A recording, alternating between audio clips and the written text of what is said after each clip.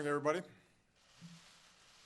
Several years ago, the State Department began a review process for the proposed construction of a pipeline that would carry Canadian crude oil through our heartland to ports in the Gulf of Mexico and out into the world market. This morning, Secretary Kerry informed me that after extensive public outreach and consultation with other cabinet agencies, the State Department has decided that the Keystone XL pipeline would not serve the national interests of the United States. I agree with that decision. This morning, I also had the opportunity to speak with Prime Minister Trudeau of Canada, and while he expressed his disappointment given Canada's position on this issue, we both agreed that our close friendship on a whole range of issues, including energy and climate change, should provide the basis for even closer coordination between our countries going forward. And in the coming weeks, senior members of my team will be engaging with theirs in order to help deepen that cooperation. Now, for years, the Keystone Pipeline has occupied what I frankly consider an overinflated role in our political discourse. It became a symbol too often used as a campaign cudgel by both parties rather than a serious policy matter. And all of this obscured the fact that this pipeline would neither be a silver bullet for the economy, as was promised by some, nor the express lane to climate disaster proclaimed by others. To illustrate this, let me briefly comment on some of the reasons why the State Department rejected this pipeline. First, the pipeline would not make a meaningful long-term contribution to our economy. So if Congress is serious about wanting to create jobs, this was not the way to do it. If they want to do it, what we should be doing is passing a bipartisan infrastructure plan that in the short term could create more than 30 times as many jobs per year as the pipeline would, and in the long run would benefit our economy and our workers for decades to come. You know, our business has created 268,000 new jobs last month. They've created 13.5 million new jobs over the past 68 straight months, the longest streak on record. The unemployment rate fell to 5%. This Congress should pass a serious infrastructure plan and keep those jobs coming. That would make a difference. The pipeline would not have made a serious impact on those numbers and on the American people's prospects for the future. Second, the pipeline would not lower gas prices for American consumers. In fact, gas prices have already been falling steadily.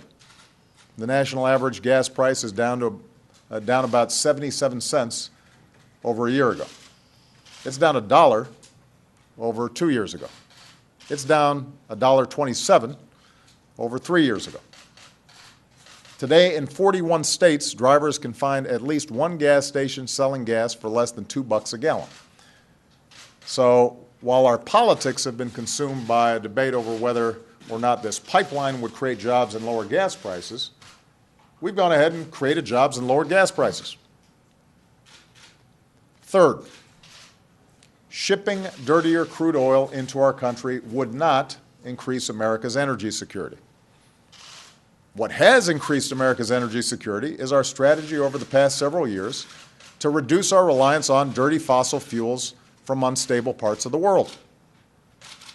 3 years ago, I set a goal to cut our oil imports in half by 2020.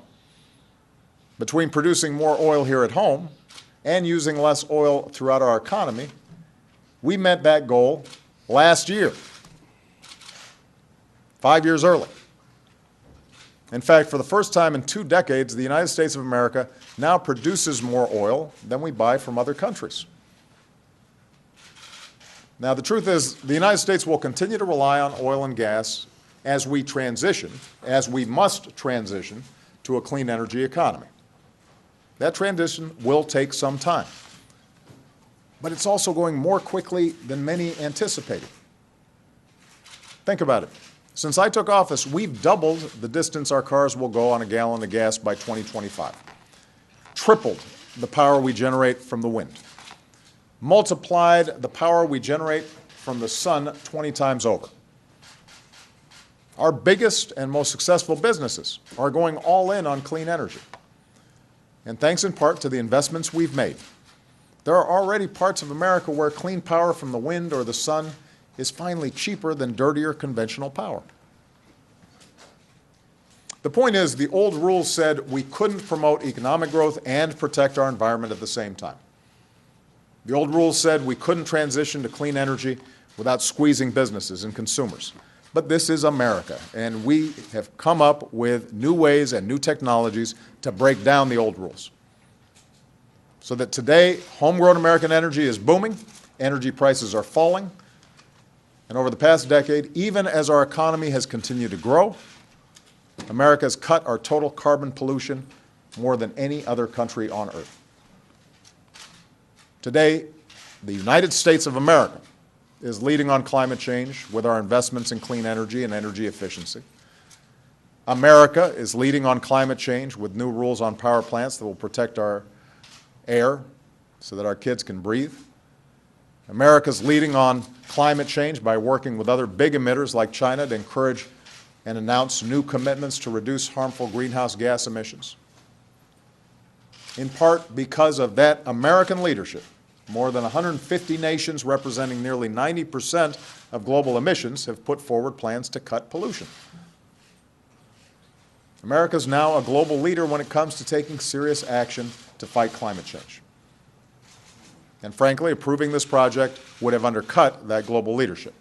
And that's the biggest risk we face. Not acting. Today, we're continuing to lead by example. Because ultimately, if we're going to prevent large parts of this earth from becoming not only inhospitable, but uninhabitable in our lifetimes, we're going to have to keep some fossil fuels in the ground rather than burn them and release more dangerous pollution into the sky. As long as I'm President of the United States, America is going to hold ourselves to the same high standards to which we hold the rest of the world. And 3 weeks from now, I look forward to joining my fellow world leaders in Paris, where we've got to come together around an ambitious framework to protect the one planet that we've got while we still can. If we want to prevent the worst effects of climate change before it's too late, the time to act is now. Not later, not someday, right here, right now. And I'm optimistic about what we can accomplish together. I'm optimistic because our own country proves every day, one step at a time, that not only do we have the power to combat this threat, we can do it while creating new jobs, while growing our economy, while saving money, while helping consumers, and most of all, leaving our kids a cleaner, safer planet at the same time.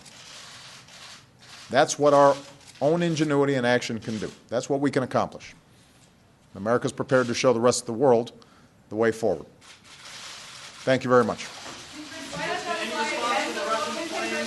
Canada apply again?